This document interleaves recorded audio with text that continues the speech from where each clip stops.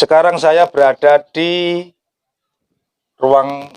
ini ruang apa ini? Ruang santai, Ruang santai. ruang diskusi. Sebelah kiri kita itu adalah kandang sapi dan kandang Kambing. Biasanya Pak Jasmuri kalau di sini tuh untuk menerima tamu-tamu. Yang sering diskusi lah, ngobrol-ngobrol dengan ya, sekitar ternak. Sekitar ternak ya. Dan saling memotivasi. Gitu. Gitu. Yang belum tahu, Pak Jasmuri ini adalah pemilik kandang kurban yang ada di Sidoarjo. Ceritanya bagaimana kok bisa seneng binatang? Memang dasarnya wong kampung, Pak. Dasarnya orang kampung, orang Nganjuk. Dari kecil itu wis bertemu hewan tiap hari, sapi, kambing. Bahkan kelas 6 SD itu sudah latihan maru wedhus. Gaduh. Bahasa wong Nganjuk maru itu mulai SD kelas 6. Sukses. Artinya sukses itu ada hasilnya dan benar-benar bisa merasakan hasilnya. Itu kelas 6 SD. Nah, karena orang tua tidak mampu, bisa sekolah SMP sampai STM, pengen kuliah. Nah, pengen kuliah nekat ke Sidoarjo bengkel, celengan bengkel sisa untuk bayar kuliah itu saya rupakan kambing. Ditaruh di Nganjuk awalnya. Jadi 2004 itu sambil kuliah kerja bengkel, ada celengan sedikit itu berupa kambing saya taruh Nganjuk. Sampai berapa banyak Nganjuk? Awalnya itu 4 jadi 6 jadi 2 ekor sapi. Wah, alhamdulillah. Ya, itu jadi ekor sapi tapi langsung habis untuk biaya nikah itu. Terus mulai lagi diajak kerja sama teman-teman Di Sidoarjo. Di Sidoarjo. Ya situ awalnya dari situ aja sampai berjalan sampai sekarang. Saya lanjutkan aja. Berjalan sampai sekarang, saya sampaikan tadi, pernah berhasil, pernah sukses, pernah menikmati, pernah bangkrut. Betul. Dan sekarang proses bangkit. Nah, itu tidak perlu ditutupi. Hampir semua pengusaha mengalami dan harus dinikmati. Yang penting tetap menjaga niat, tetap semangat bahwa semuanya akan menjadi baik kalau kita punya niat. Ya segitu aja. Kegagalannya itu setelah puncak sukses apa sebelum puncak sukses? Sebelumnya belum puncak sukses karena saya merasakan hasilnya itu justru ketika mengelola punya orang. Jadi saya terbuka saja, sebelum 2015 itu saya dipercaya Haji Zaini dan keluarga itu di Melagi, itu ngelola kandang plus penjualan saat kurban. Saat itu tahun terakhir tembus 180 ekor sapi. Terus kendalanya? Nah, justru karena di situ saya merasa bisa, merasa berhasil, saya berpikiran mosok ikut orang terus. Saya berpikiran saya buka sendiri, terus di Haji Zaini juga harus tetap jalan. Iya betul. Ya, Sama-sama. alhamdulillah jalan, di sana Sama. jalan, di sini juga jalan. Cuman yang di sini saya mengalami hal yang paling tidak terduga. Jadi ketika kita bekerja sendiri, merasa punya kemampuan dan lain sebagainya, itu akan ada hal baru, ada kendala baru yang mungkin belum pernah kita hadapi. Ya ternyata di situ saya perlu latihan. Anggap aja belum siap. Tahun berapa itu? Tahun 2016. Tahun 2000 berupa apa kegagalan? Nah, kegagalan awal itu karena kita buka lahan baru, buka kandang baru, ya tentunya juga dengan kemampuan yang tidak sama dengan waktu ngelola punya orang. Karena di punya orang kita tinggal melanjutkan. Sudah ada kita melanjutkan. Kalau di sini benar-benar baru, lahan baru, partner baru, jaringan baru, teman-teman baru semua, hampir baru semua. Intinya saya mengalami kerugian pertama, investasi terlalu besar. Nggak tahu itu terlalu pede atau apa, investasi kandang yang terlalu besar sehingga modal yang ada itu jadi minus. Karena membayangkan saya di Haji Zaini itu mengelola dengan habis 180 ekor sapi kan butuh tempat besar. Otomatis ketika saya buka baru saya juga membutuhkan tempat besar. Nah, akhirnya saya membuat kandang dengan kapasitas yang lumayan. Tapi ternyata itu di luar ekspektasi saya, di luar apa ya? Hal yang terjadi itu di luar perkiraan saya. Jadi ratusan lah keluar untuk investasi itu. Yaitu di luar kemampuan. Jadi sudah minus. Terus kerugian berikutnya terkait hewannya.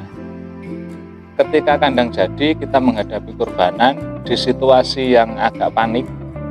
Istilahnya ini dengan situasi gini saya bisa jualan apa enggak? Kandang siap, segala macam siap, pembeli insya Allah juga siap. Saya harus bisa ngisi kandang. Kan begitu mikirnya.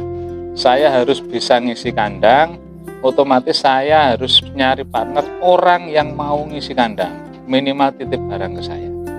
Nah, dari situ ternyata ada satu hal yang tidak saya perkirakan. Banyak orang nawari, banyak orang yang mau nitipkan sapi ke sini, tapi ternyata diambil kesempatan, saya dimanfaatkan bahwa sapi yang masuk itu harganya tidak sesuai, kemahalan.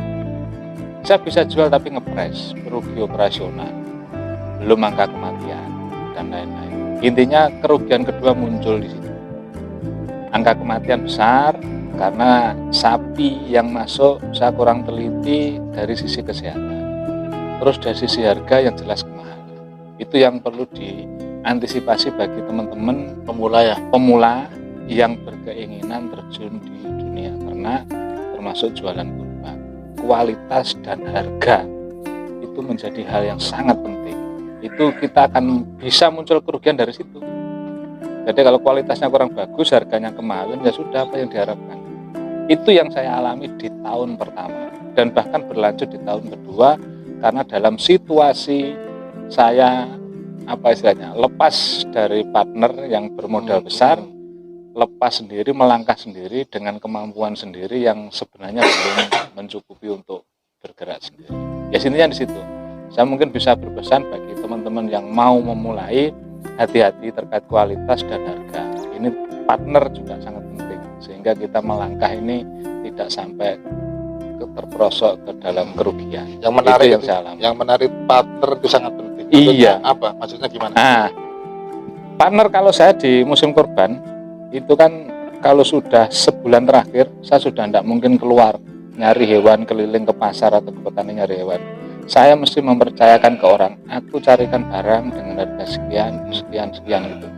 Nah itu kalau partner kita yang bagian nyari barang, yang nyuplai ke kita tidak pas, itu akan sangat menentukan kita untung atau rugi. Jadi kalau kita pasrah ke seseorang, aku carikan barang sapi dengan harga sekian, ya dia ngomong harganya segitu, tapi ternyata di lapangan sebenarnya tidak sampai segitu. Kita percaya saja, kita harus ngasih keuntungan dengan harga yang sudah dimahalkan. Saya baru benar-benar sadar tahun ketiga dan sampai sekarang. Dan alhamdulillah meskipun belum selesai, kerugian yang besar tahun pertama dan tahun kedua itu sudah sedikit banyak mulai bisa diatasi. Anda nggak putus asa? Maksudnya, nggak usah bisnis seperti ini? Oh enggak pernah. Kalau putus asa, malah saya berprinsip, saya punya masalah, saya terjebur masalah karena sapi, karena kambing, saya akan berusaha betul untuk keluar masalah juga dari sini. Karena apa? Kalau saya di urusan sapi kambing kena masalah, terus saya berhenti dan mencari usaha lain, otomatis urusan sapi sama kambing saya berhenti dalam keadaan gagal. Justru dari situ kita harus menggali, mencari pengalaman, mencari solusi dari masalah yang kita hadapi.